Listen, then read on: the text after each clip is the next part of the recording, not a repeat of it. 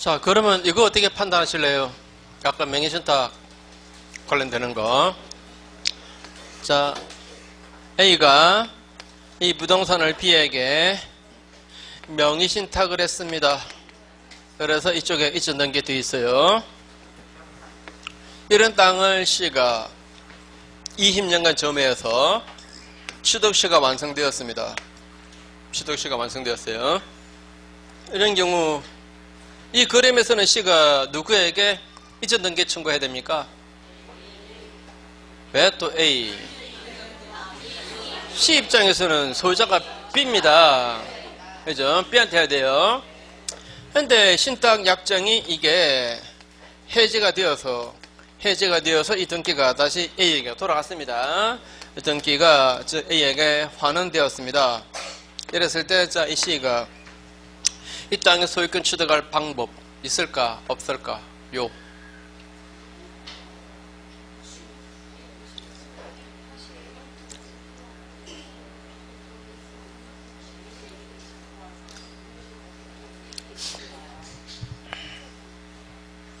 뭐 아무 생각도 안 들면서 뭐 생각하는 척. 생각하는 척.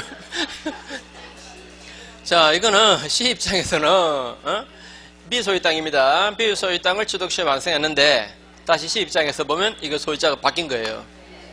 맞죠? 새로운 소유자입니다. 새로운 소유자에게 이전 등기 청구할 수가 없어요. 아까 혼동하지 마세요. 아까는 A 소유 땅인데 B가 취득시 완성하고 난 다음에, 그래서 이전 등기 청구 생겨나고 난 다음에 이 사람에게 명의신탁 한 거예요. 이렇게 명의신탁이 취득시 완성되고 난 다음에 명의신탁 되면, 그러면 이 사람의 신탁약정 해지에 따른 이전 등기 청구권, 이걸 이자가 대입이 행사하면 돼요. 이거에서 이 가물에서 소유자가 될 수 있습니다. 근데 이거는 명의신탁 된 땅을 취득시 완성한 거예요. 그래야 등기가 다시 돌아간 겁니다. 이 경우가 달라요. 다시 이거는 취득시 완성되고 난 다음에 명의신탁 된 거고, 이거는 명의신탁 된 것을 나중에 취득시 완성했고, 그래 신탁약정 해제가 되어서 등기가 다시 돌아간 거예요. 이거는 이 사람 입장에서 완성할 때는 이 사람 소유자인데 완전히 소유자가 바뀐 거예요. 따라서 어떻게 할 방법이 없습니다. 이거는 이해돼요? 이해되죠? 그렇죠? 자, 그 다음에 이제 범죄행위 해석. 자, 계약의 51페이지입니다. 계약의 어떤 특정 내용이 이게 무슨 말인지 그 의미가 불명확하다. 이 불명확한 그 의미를 확정짓는 작업, 이걸 범죄행위 해석이라 그러죠. 범죄행위 해석할 때, 자, 문제가 된 그 문구를 만든 사람의 마음속의 진짜 의사, 이걸 밝히는 거다. OX. 어때요? 자, 드러난 문구, 그걸 만든 사람, 그 다음에 마음속의 진짜 의사, 내심의 의사, 이걸 밝히는 게 범죄행위 해석의 목적이다? 아니다. 그건 사실상 불가능입니다. 그래서 일단 드러난 문구 그걸로부터 아마 이런 의미를 만들었겠지 라고 추단되는 효과이사, 이걸 밝힙니다. 이걸 뭐라 그러죠? 표시상의 효과이사. 표시상의 효과이사를 밝힌다. 그래서 첫 줄, 범죄행위 해석은 표의자의 내심의 의사를 밝히는 게 아니고 표시 행위, 즉 드러난 문구, 자, 드러난 문구로부터 추단되는 효과이사, 즉 표시상의 효과이사를 밝히는 거다. 이 말도 기억하시고, 그 다음에 뒤로 넘어가셔서 범죄행위 해석의 표준이 쭉 있는데, 뭐 당사자가 기도한 목적, 사실인 관습, 임의 법규, 신의 성실의 원칙 쭉 나오는데, 옛날에는 이렇게 시험이 나왔어요. 이런 게. 요즘은 시험이 출제 잘 안 해요. 거의 안 나옵니다. 그래서 여기서는, 자, 이번에 사실인 관습, 그것만 볼게요. 그것만. 자, 조문 보세요. 법령 중에 선량한 풍속, 기타 사회 질서와 관계없는 규정. 이게 무슨 규정이죠? 임의 규정. 임의 규정과 다른 무슨 관습이 있다면 당사자 의사가 명확하지 않을 때 그때 그 관습에 따른대요. 자, 그 조문에 따르면, 자, 그 조문에 의하면, 자, 어떤 관행이 있습니다. 이 관행이 있을 때 아무리 그 관행이 사회적으로 확실하게 자리 잡은 확고한 관행이어도 그 관행과 당사자가 다른 약정을 하게 되면 약정대로 하는 거예요. 그런 거래요. 근데 다른 약정 안 했을 때 만약에 어떤 계약서에 문제된 문구 여기에 적용될 만한 임의 법규가 있고 또 요 사항에 관련되는 그 관행도 있다면은 그 요 사항 부분은 이게 불명확할 때 임의 법규대로 합니까? 관행대로 합니까? 관행에 따라요. 관행이 임의 법규보다 해석에서는 우선입니다. 해석에서는 우선해요. 자, 법률행위 해석할 때는 임의 법규보다 관행이 우선한다는 거 요거 주의하세요. 요거. 자, 그래서 이것도 뭐 지문은 만들기 나름인데 자, 다시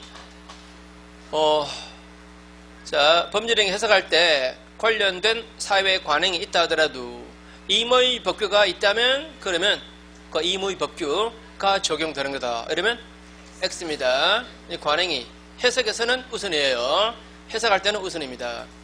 근데 강행법규에 배치되는 그런 관행이 사회적으로 아주 확고하게 자리 잡았습니다. 그럼 그 관행에 따라야 된다. 어때요? 관행이 아무리 확고하게 자리 잡아도 그걸 무효화시키는 강행법규가 있다면은 그 관행은 의미도 없는 거예요. 맞죠? 그죠? 왜? 음성적으로 이루어지는 그런 사회 관행들 많아요. 그런데 법에 위반되는 것들 많습니다. 강행법 위반되는 관습법은 인정할 수 없는 겁니다. 맞습니까? 강행법규에 위배되는 그런 사회 관행은 그거는 아무리 확고해도 인정될 수 없어요. 자, 그 다음에 1페이지의 법률행위 해석 방법에서 뒷페이지 가보시면 어표시 무해의 원칙. 자, 어표시 무해의 원칙. 요즘은 사실 좀 시험이 약간은 뜸해요. 그 전에 자주 나왔는데 그래도 지문으로는 충분히 나와요. 지문 한 개로는 분명히 나옵니다. 자, 한번 그 전에 했던 거 한번 다시 확인해 볼게요. 가백에 말이죠. 땅이 있습니다. 96-9가 있고 또 69-6 이런 땅도 있고 여기 X토지, Y토지 이거 말고도 기타 등등 땅이 아주 많아요. 갑이 땅 부자입니다. 바로 X토지 이걸 중개사무소에다가 내놓았고 그 다음에 매수할 사람은 중개사를 따라서 이 땅에 왔다 갔어요. 그래서 이 땅이면 그 조건에 제가 사겠습니다 라고 A하고 합의를 했습니다. 합의를 했어요. 합의했으면 이제 계약서 만들잖아요. 자, 계약서 만들 때 저 갑이 땅이 많아서 이걸 헷갈린 거예요. 69-6으로 계약서에다가 표시해버렸습니다. 그러니까 표시는 Y토지로 표시해버렸죠. 그죠? 자, 표시가 잘못된 거죠? 표시가 잘못된 겁니다. 표시입니다. 표시가 잘못된 건데 이 사람이 이렇게 표시해도 이 사람은 이걸로 이해하고 있습니다. 그래 안 그래요? 그죠? 이 사람도 이걸로 생각해가지고 이렇게 표시한 거고 이 사람도 이걸로 지금 이해하고 있는 겁니다. 그럼 당사자는 제대로 이해했죠? 그죠? 그죠? 즉 합치된 당사자 의사는 X토지에 관한 겁니다. 맞죠? 그죠? 그래서 계약이다라고 하는 것은 계약 서민이 아니잖아요. 당사자 합의가 그게 계약이잖아요. 그죠? 그러니까 이거는 X토지에 대해서 합치된 계약이니까 의사니까 이거는 계약이 X토지에 대해서 성립한다. 그죠? X토지에 대해서 성립하는 계약입니다. 나중에 표시가 잘못된 것을 발견해도 이거는 차고 다니면서 취소하겠다 이럴 수는 없어요. 취소하겠다 이건 안 되고 그냥 표시를 정정해주면 되는 거죠. 그죠? 아니면 계약서를 만들든지 이러면 돼요. 착오를 취소할 계약이 아닙니다. 일단 요 문제하고 그 다음에 이전 등기 신청할 때까지도 이 표시가 잘못된 것을 발견 못했습니다. 그럼 이 계약서를 가지고 이전 등기 신청했어요. 그러면 엉뚱한 땅이 을에게로 이전 등기 되겠죠. 그죠? 이렇게 이전 등기 되겠죠. 자, 그러면 을이 이 땅에 대해서 소유권을 취득했다. 맞습니까? 아니죠. 이건 무효죠. 이 땅에 대해서는 당사자 간에 소유권 이전에 합의가 없는 땅입니다. 이 땅은. 맞죠? 자, 소유권 이전되려면 소유권 이전에 합의하고 이전 등기하고 둘 중에 한 개만 없어도 안 된다 그랬죠. 그죠? 둘 다 있어야 됩니다. 그래야 소유권 넘어가요. 이 땅에 대해서는 소유권 이전에 합의가 없는 거니까 소유권 안 넘어가요. 즉 무효입니다. 무효. 나중에 등기가 잘못 넘어갔다 하는 사실을 알게 되면 을은갑에게 이거 X 토지를 이전해달라 하라고 청구할 수 있어요? 없어요? 있습니다. 갑도 마찬가지입니다. Y 토지가 잘못 넘어갔으니까 Y 토지 등기는 말소하라 라고 청구할 수가 있는 거고 서로 할 수 있어요. 그죠? 서로. 자, 한편 만약에 을이 이 땅이 자기 명의로 등기된 걸 이용합니다. 이거는 시가 1억짜리고 이거 시가 3억짜리다. 이게 웬 떡이냐 싶어서 을이 이걸 병한테 팔았습니다. Y 땅을 판 거예요. Y 토지를 이걸 지금 팔았습니다. 이 병은 이 사람이 Y 토지 소유자로 등기되어 있잖아요. 그래서 그렇게 믿고 소유자인 줄로 믿고 산 거예요. 소유권 취득한다 말한다? 못해요. 못합니다. 자, 병에게까지 이 땅이 이전 등기되면은 그러면 이 갑은 이 말소 등기 청구를 이쪽까지 따라갑니다. 등기 말소하라. 말소당해. 그죠? 말소당한 사람은 이 사람에게 책임 묻는 거죠? 이 사람에게 책임 물어요. 이것도 뭐 사례를 만들 때 사례로 만들기 나름입니다. 이런 사례 한번 해볼까요? 만약에 말이죠. 을은 아직도 등기가 잘못된 것을 모르고 있습니다. 이 사람은 지금 어느 쪽 땅을 지금 점유하고 있습니까?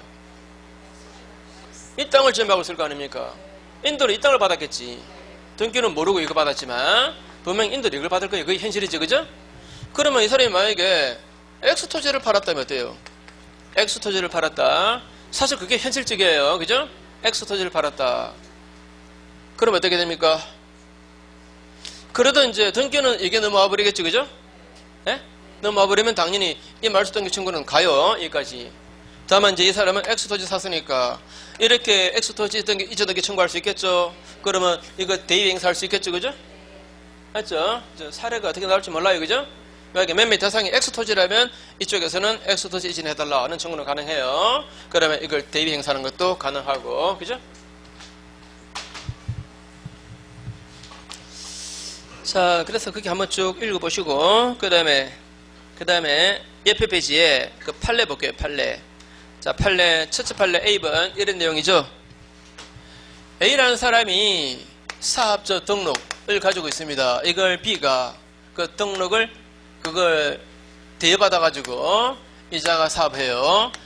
자, A 사업자 등록으로 B가 사업하는 거니까 그 사업에 관련된 어떤 계약을 체결할 때 물건 조달 계약할 때 A 명의로 매매 계약을 보통 하겠죠. 그죠?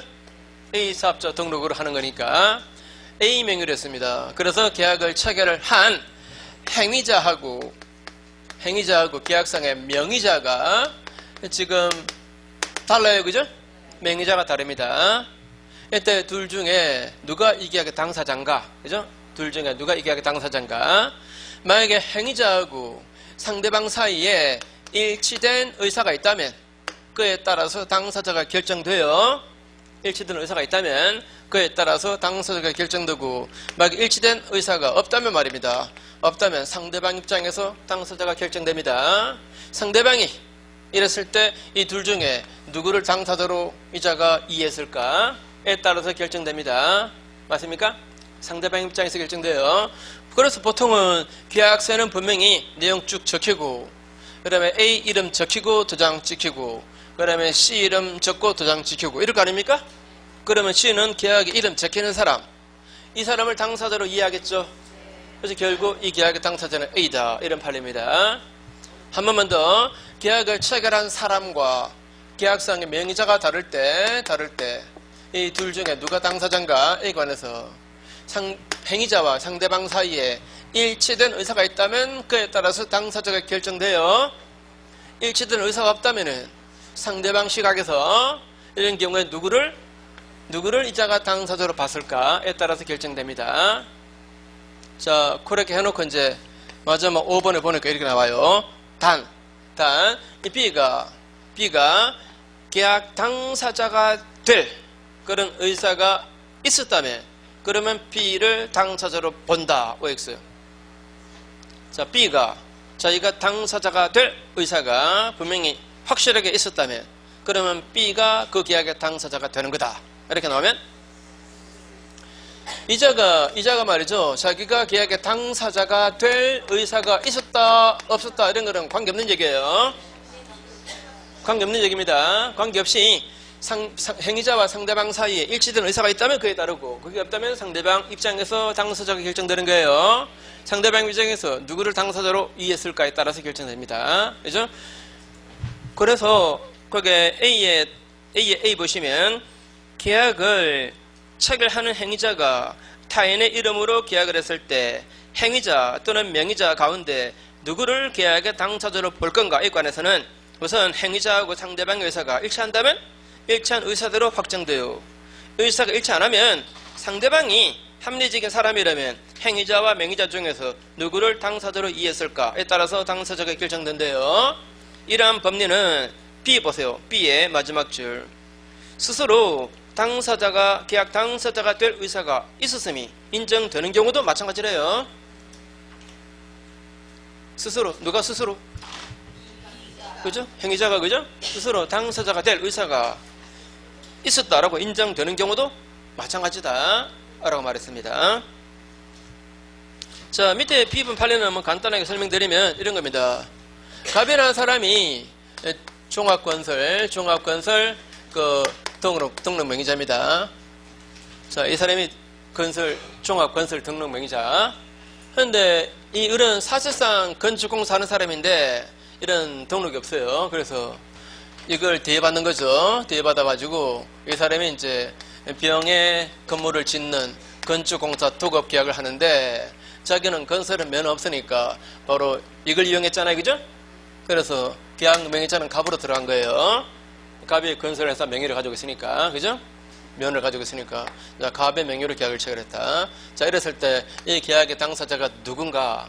저가 똑같은 법리입니다. 똑같은 법리. 만약에 행위자와 상대방 사이에 일치된 의사가 있다면 그에 따르고, 일치된 의사가 없다면은 상대방 입장에서 이 둘 중에 누구를 당사자로 봤을까에 따라서 결정되고, 이때 이자가 스스로 당사자가 될 의사가 있다. 그게 인정되더라도 마찬가지다.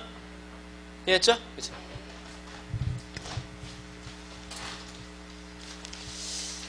그 다음에 뒷페이지의 제일 위에 B는 어떤 내용이죠? 자, 이런 내용입니다. A라는 사람의 소유 건물, 이걸 B가 자신의 대리인인 것을 칭해서 C에게 임대하는 계약을 체결했습니다.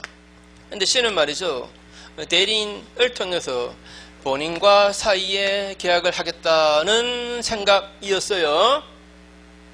그러면 이 사람에게 대리권이 있는지 없는지는 이거는 그 다음 문제고, 일단 이 계약의 당사자는 A다.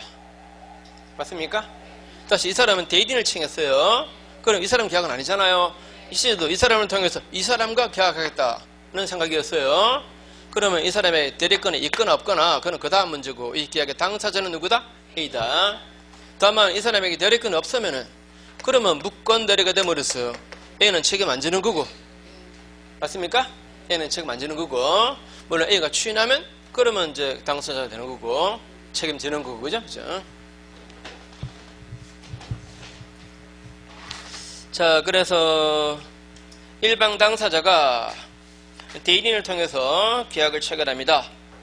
이때 계약의 상대방 쪽에서 대리인을 통해서 본인과 사이에 계약을 하겠다는 의사가 일치했다면 대리인 그 사람의 대리권 전부 문제와는 관계없이 상대방과 본인이 그 계약의 당사자다, 이렇게 말했어요. 이해했죠? 그 다음에 넘어가세요. 59페이지. 자, 의사표시는 언제 효력이 발생해요? 상대방에게 도달했을 때, 상대방에게 도달했을 때, 그때 발생합니다. 자, 그래서 도달했을 때 발생하니까, 그래서 자, 이러면 어떻게 돼요? 자, A라는 사람이 이 물건을 내가 이 조건에 이 가격에 팔겠습니다 라고 청약서를 보냈습니다. 발송했는데 발송 그 직후 갑자기 교통사고로 죽었습니다. 그런데 상대방 B에게 도달은 했어요. 우편물을 보냈으니까. 우편물을 보냈으니까 B에게 도달을 했습니다. 그러면 B가 좋습니다. 그 조건에 그 가격에 사겠습니다. 라고 승낙서를 보냈고, 그러면 이 사람은 줄 거 없으니까 그 상속인이, 이 상속인이 받았습니다. 자, 이러면 계약은 되는 거다. 딱 돼요, 그죠? 자, 보낸 후에 사망했다 하더라도 도달에 따른 효력 발생에 아무런 영향을 미치지 않습니다. 또 발생하고 난 다음에 말입니다. 다음에 이 A가 법원에서 한정, 후견, 개시, 선고를 받았습니다. 이제 제한능력자가 된 거죠, 그죠? 제한능력자가 된 거예요. 원래 제한능력자가 의사표시하면은 나중에 취소할 수 있잖아요. 근데 그거는 보내기 전에였어야지. 보내기 전에 제한능력자였어야지. 보내고 난 다음에 제한능력자가 되었다면 그럼 취소하겠다는 말 못해요. 맞습니까? 자, 의사표시를 발송 후 사망하더라도 또는 제한능력자가 되더라도 이 의사표시 효력에 영향을 미치지 않는다라고 되어 있습니다. 그 뒷페이지 111조 조문 의사표시자가 그 통지를 발송한 후 사망하더라도 또는 제한능력자가 되더라도 의사표시력에 영향을 미치지 않는다 이렇게 말했어요. 자, 오른쪽 페이지 큰 사변의 도달의 입증 책임. 자, 도달주의 결과 도달의 입증 책임은 누가 부담한다?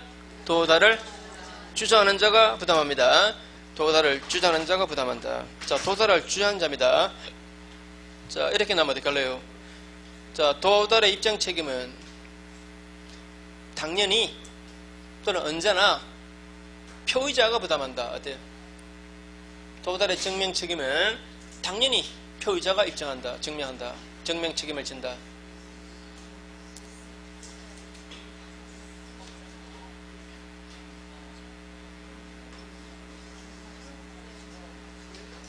그 말이 어때요? 맞는 말입니까?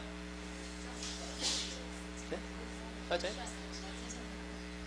그럼 자, 이러면 어떨래요? 자, 보세요. 갑이 말이죠. 땅을 을에게 파는 매매 계약을 체결했습니다. 이 사람이 잔금 지급 안 해요. 잔금 지급 안 해서.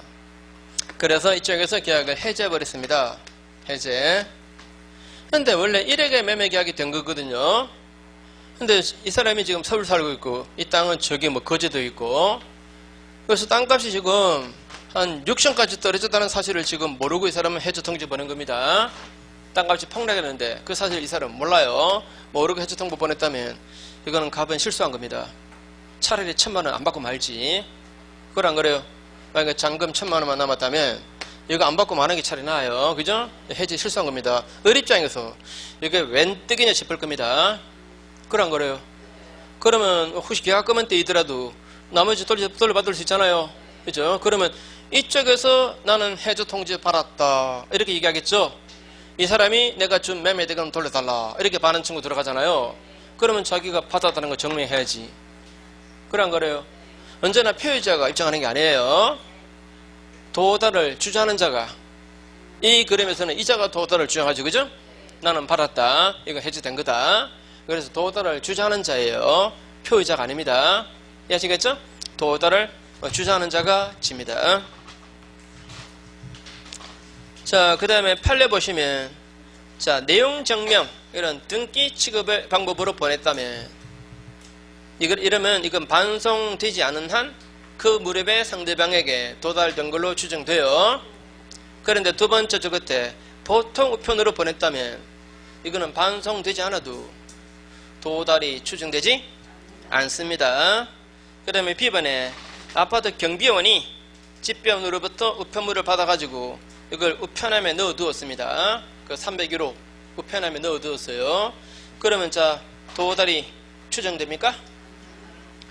아파트 입구에 있는 그 우편 수신함, 그거는 아무나 막 꺼내가고 버립니다. 그죠? 애들도 막 꺼내가고 그러죠. 자, 거기서 집어넣었다고 해서 도달이 추정되지는 않습니다. 10번은 자, 우편법 소증의 규정에 따라서 우편물이 배달되었다라고 해서 언제나 그 통지가 상대방에게 도달했다라고 보지는 않는다.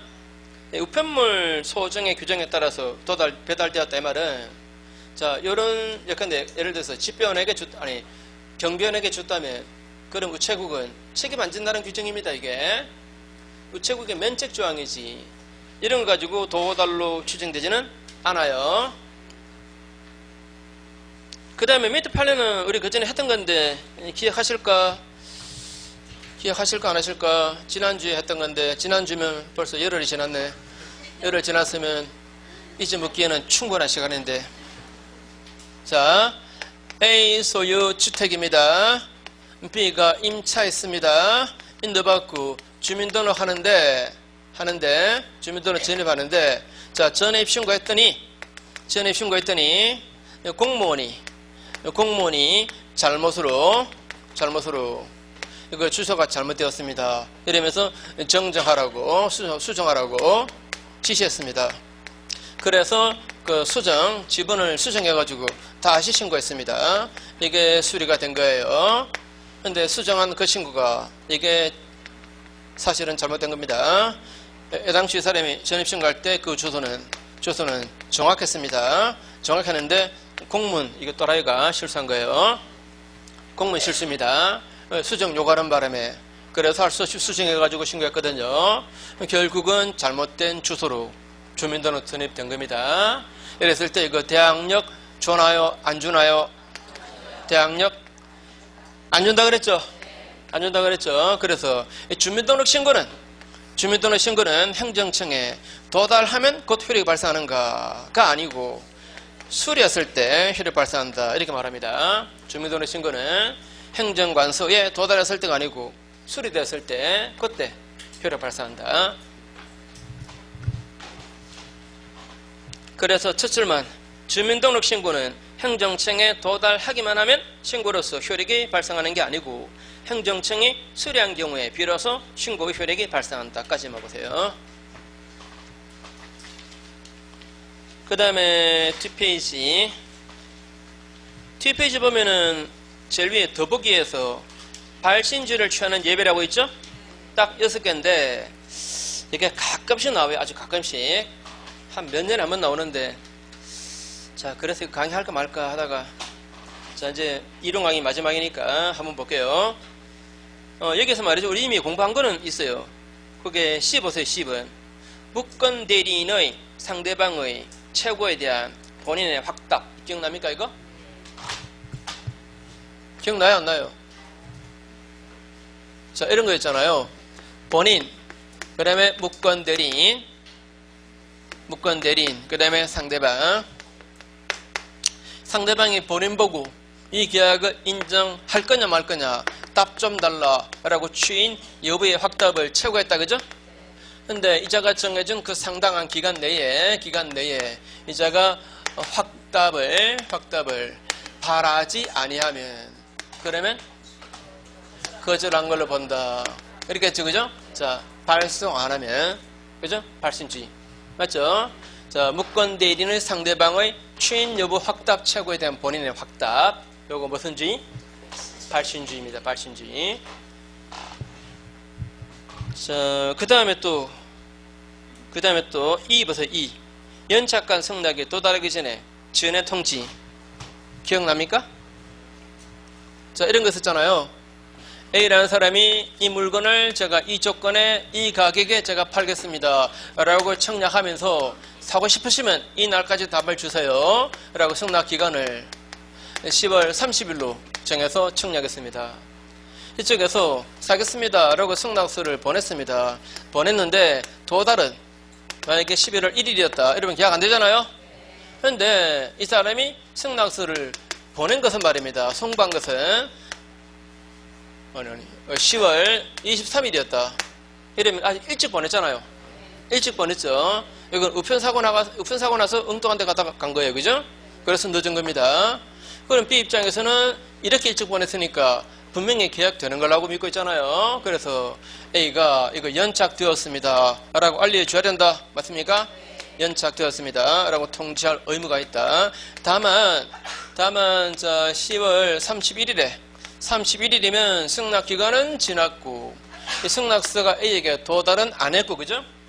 그래서 이걸 C한테 파는 매매 계약을 해도 괜찮죠? 하면서 말입니다.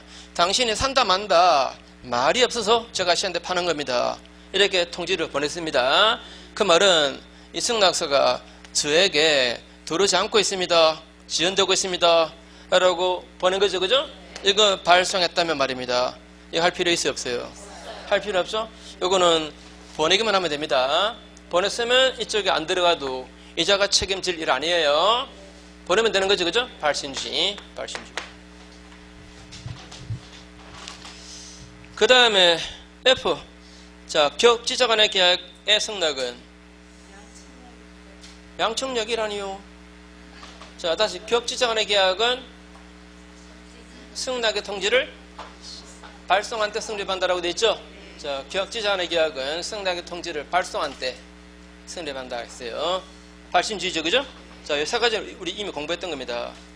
그러면 이제 우리 공부 시험 범위 아닌 거 제일 위에 A 보세요. A. 제한능력자의 상대방의 그 최고에 대한 제한능력자 측의 확답입니다. 이거하고 모양새가 똑같아요. 이거하고. 자, 부모가 있고 미성년인 자가 있고, 미성년입니다. 미성년인 자가 자기 물건을 상대방에게 파는 매매 계약을 했습니다. 상대방이 그 아버지 보고 법정 대리인 보고 이 계약 인정할 거냐 말 거냐 답을 달라 라고 최고할 수가 있습니다. 자, 이자가 정해준 그 상당한 기간 내에 이것도 확답을 바라지 아니하면 이렇게 나와요. 바라지 아니하면 그러면 법정 대리인 같으면 추인한 걸로 봐요. 추인한 걸로 의지됩니다. 자, 그리고 발신주의 바라지 아니하면 그 다음에 그게 D 있죠. D. 채무인수 승낙 여부 최고에 대한 채권자 확답. 이것도 이거하고 모양새가 똑같아요.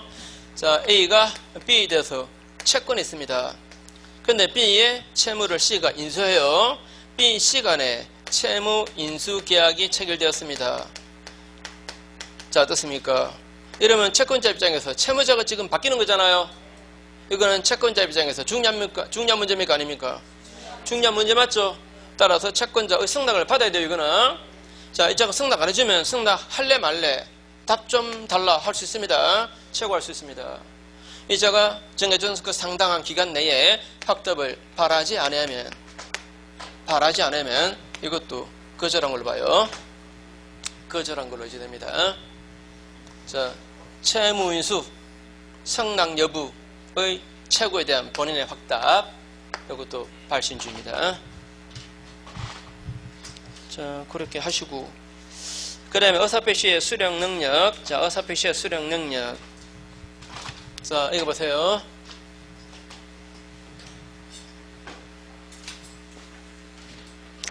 자, A라는 사람이 B하고 어떤 물건 매매 계약을 체결했습니다.